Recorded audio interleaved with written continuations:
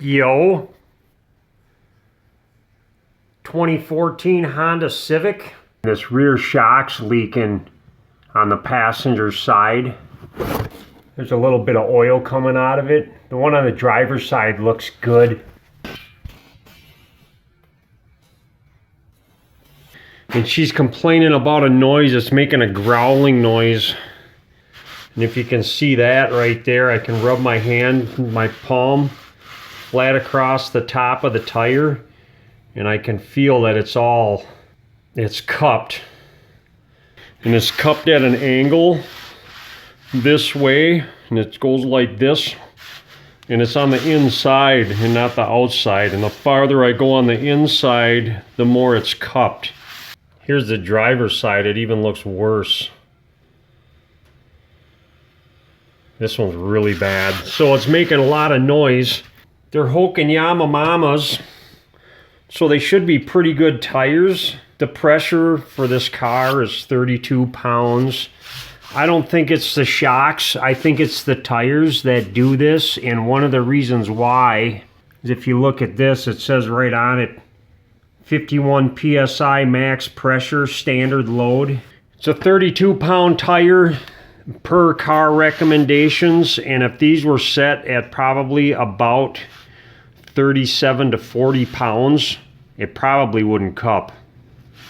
So a lot of times people see this and they think it needs an alignment or shocks or a wheel balance, but a lot of times it's because the tire pressure is too low for the tire. These tires are manufactured to work at 51 pounds. The only problem is the dealers don't like doing that. They like a nice soft tire on their car. So when people go test drive the thing, it doesn't ride like it's on a buckboard. It really softens the ride a lot, just losing tire pressure in the car. So she thinks she needs tires. I mean, she's got a lot of tread left on them.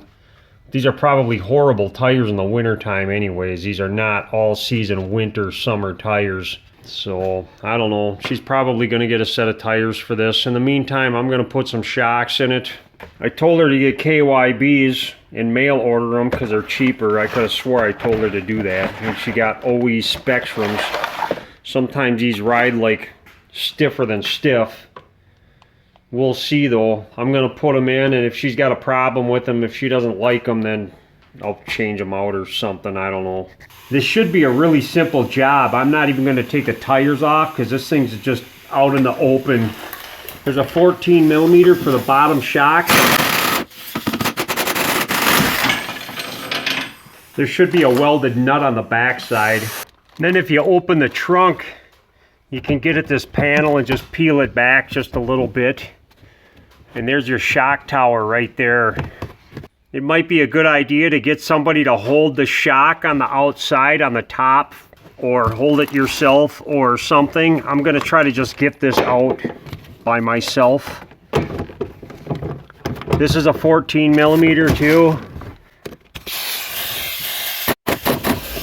Now it's just going to sit and spin. I got it loose enough. There's an Allen on the top of these shocks. I'm going to get a ratcheting wrench on this and put a 5 millimeter in the Allen.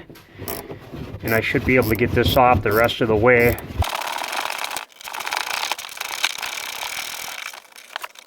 Now really the only thing holding it in is the rubber bushing. And I'm just going to give this thing a yank. Comes right out. And of course I have it jacked up so the wheel's off the ground.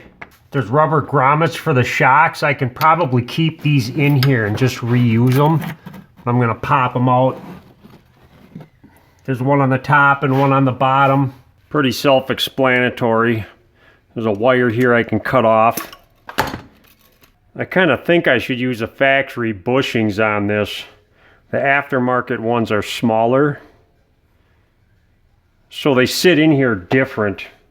They give you instructions to make sure you don't screw it up.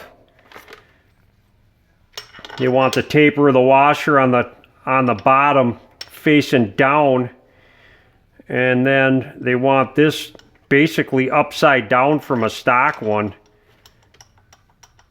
This bushing don't even sit in here nice and tight either. Bunch of just yucky stuff. So I got it like that. And then this one on the top is supposed to go like this. And they want the taper of this facing down for whatever reason. I don't know, but I'm going to put them in that way. Now I'm just going to go ahead and stick this up in the hole. Then I'm going to get something to jack on. Jack up this lower control arm until I can get this bolt started.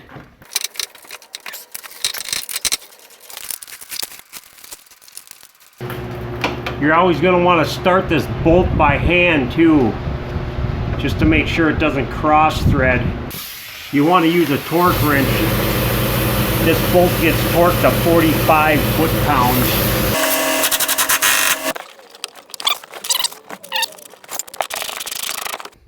Kind of make sure it's centered. Well, this doesn't have an Allen like a factory one. So I'm just going to put a wrench on here and put a vice grip on the top of this. I'm just going to do it by hand.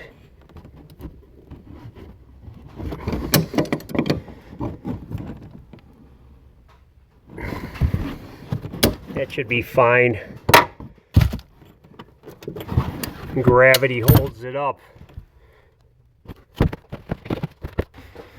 Put the felty, carpety thing back up there. Let my jack down. Do the same to the other side. Call it a job. Okay, bye.